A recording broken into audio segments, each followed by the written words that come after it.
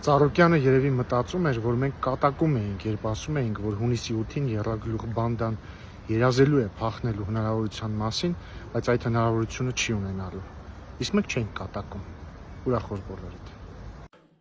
Ընտրություններից անմիջապես հետո պատերազմի եռագլուխ կուսակցության առաջնորդները փորձում են լքել Հայաստանը, փախնել երկրից ու խուսափել պատասխանատվությունից։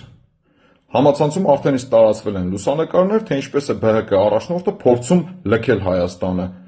սակայն ըստ հրապարակումների իրավապահները թույլ չեն տվել։ Չի ստացվելու, պարոն Այք, չի ստացվելու փախնել երկրից ու խուսափել պատասխանատվությունից։ Ասում էինք, չէ՞, երազելու եք փախնել Հայաստանից, սակայն չեք կարողանալու ու պատասխան եք տալու ժողովրդի ու պետության դեմ ձեր ամեն ասացի ու արածի համար, չեք պլստալու։ Բարելույս բարեկամներ, հուսամ լավ եք։ Երեք ընդդիմության որոշ ներկայացուցիչներ, պարտված ընդդիմության որոշ ներկայացուցիչներ ամբողջ օրը թմբկահարում էին, որ ընտրություններն անցել են կեղծիքներով, խախտումներով եւ այլն։ Դա այն դեպքում, երբ որ ամենամեծ խախտողը եւ ընտրակեղծարարը եւ ընտրակաշառք բաժանողը հենց իրենք են եղել, բազմաթիվ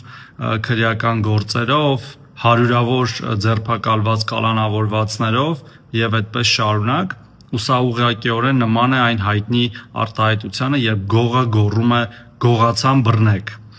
Եվ մենք ժողովուրդ ջան տեսել ենք այդ ամեն ինչը, ինքնուրույն լսել ենք այդ բոլոր ձայնագրությունները, ինչպես են առուծախանում մարդկանց մի քանի տասնյակ կամ մի քանի 100,000 դրամներով, ինչպես են վերաբերվում այդ մարդկանց, ում առնում եւ ծախում են։ Եվ ասել ենք, որ բոլորը պատասխան են տալու օրենքի ողջ խստությամբ եւ տարիներ են անցկացնելու քրեակատարողական հիմնարկներում, բերդերում եւ ուրիշ տարբերակ չի կարող լինել։ Հետեւաբար, սիրելիներս, հանգիստ նստեք տեղներդ եւ սպասեք ձեր պատասխանատվության օրվան։